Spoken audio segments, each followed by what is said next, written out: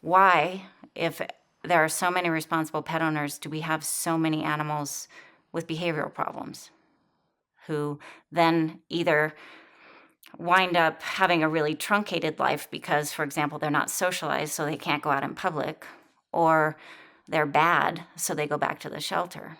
We have these standards and we assume they must be right, they must be sort of universal, and then we extend them to other species. So defecating outside the litter box we see as misbehaving. Calling animals spiteful, to me, is a cry for education.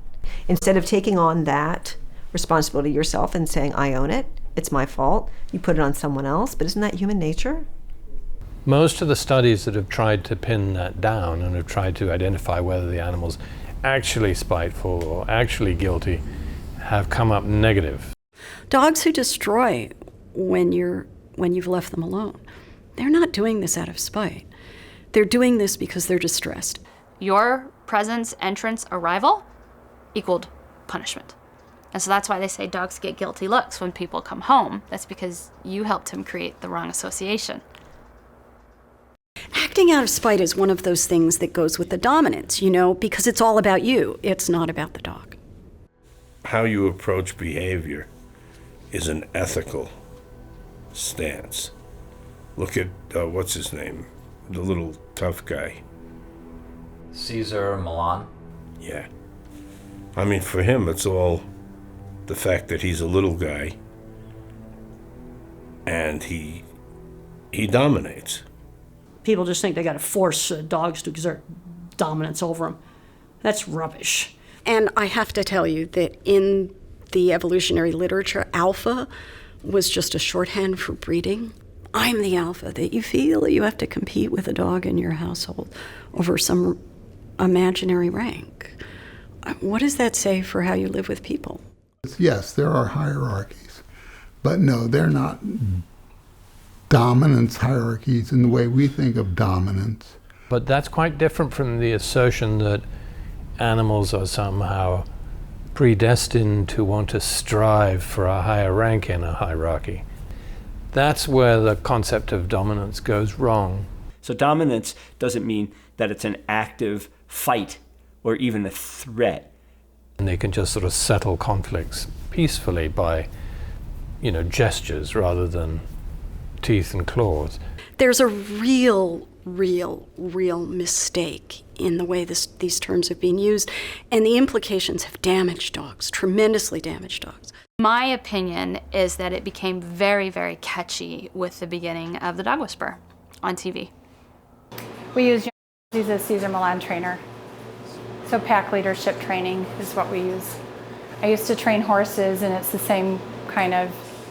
And for a while there, about 5 years ago, I was almost starting every consultation with a pet owner, having to go through how they needed to stop thinking those things. If you ever watch Cesar Millan, a lot of people don't like him, or they don't like how tough they are in the dogs. But if you think about the wild, people are real emotional. They want to put emotional attachments on dogs.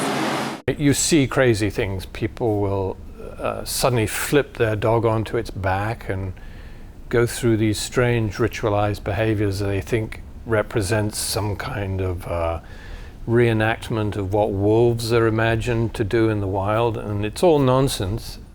Well, so guess what? Sometimes I have to take my 8-week-old pit bull and slam it against the wall and say, look, I'm boss, you're not boss.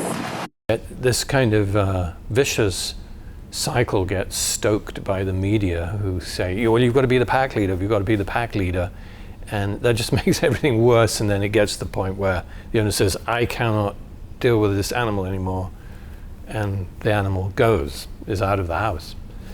While you're a member of their social group, you're not a dog, and they're not a human. Once again, I think it comes from a major misunderstanding of the social dynamics of wolf packs. So a lot of the time, I'll get owners who don't want to do it. They thought they were doing what they had to do, and they feel very, very guilty about the fact that they feel like someone misled them. Mark Durr provided insight into Cesar Millan's misunderstanding of dominance. He quoted Millan as saying that a woman is the only species that is wired different than the rest, and that a man applies discipline, then affection, so we're more psychological than emotional. According to Millan, all animals follow dominant leaders. They don't follow lovable leaders. It's more a reflection of a societal attitude than anything else. When I had my son, I was a 260-pound weightlifter with a PhD. And if I couldn't manage the kid without hitting him and intimidating him, something was seriously wrong. We're much more impressed by charismatic media figures than we are by scientists who are very thoughtful and very methodical. And I think people think, that's boring. I want to listen to this, charismatic guy on TV who tells me how to do it. And that's what happened with the dog training. And somehow, instead of entering into a partnership with a dog, the misuse of the dominance concept made this an adversarial relationship. For some reason, humans seem to be much more hooked on this notion of social dominance than the animals are. I used to say to people, if you think you really need to dominate an animal, go home and try to dominate your cat. And after they've sewn you back together again, we'll talk.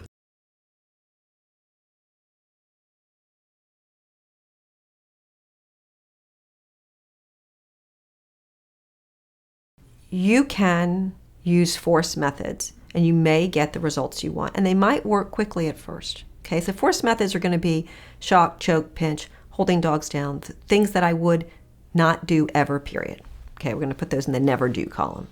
But your relationship with the animal will be impacted by that. So that animal, chances are, will never trust you again. It will always view you as a threat rather than as a social partner. If you use force, if you use abuse, it could be profound verbal punishment, it could be physical punishment, it could be harsh restraint techniques, dominance downs, alpha rolls, electric shock, smacking a dog, popping them under the chin. If you do those types of things, not only are you at greater risk for being injured yourself, but what you tend to get is a dog who stops offering behaviors. That's the key, is that the science is mounting, and it's already mounted. There's a mountain of studies that show us that positive reinforcement training works better than force training, that you are more likely to be bitten if you use the methods of the trainers that are quite popular on television. Not all trainers, because some are good, but the ones that use the methods of choking and holding down, you actually statistically are more likely to be bitten by your dog, which means what? Your dog's going to be more likely to be euthanized. And you're looking for a trainer for positive reinforcement, because there's just no reason you should teach a puppy how to sit using a shock collar. With shock, you have a high probability of increasing fear and aggression.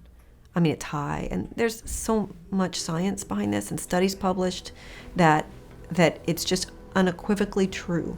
Not to mention the fact that when you do use those aversives, you will start to have other behavior problems, because if an animal is only doing something out of fear, you end up with a fearful animal. And out of fear comes defensive aggression, because if they feel like they can't get away from something, they use the strategies that they have. And then you've got a fearfully aggressive animal. If your trainer is still using pinch collars and choke collars, they haven't read a book or gone to a scientifically based seminar in 25 years. We focus on connecting the pet parent with the pet and teaching them how to reinforce the positive behaviors that they want, so that the pet becomes a good citizen within the family and a valued family member. Pets are members of our family, so if it's safe for them. 3 is for what? A poodle? And I'm 140 pounds. We talk about dog training. I think it's actually really people training. Oh! Jesus! It shot right through my frigging body. What does it say on the thing for what a 5 is? Ow! Shoot! It shouldn't be returned anywhere. There's a boost? For what? To kill your dog? An extra.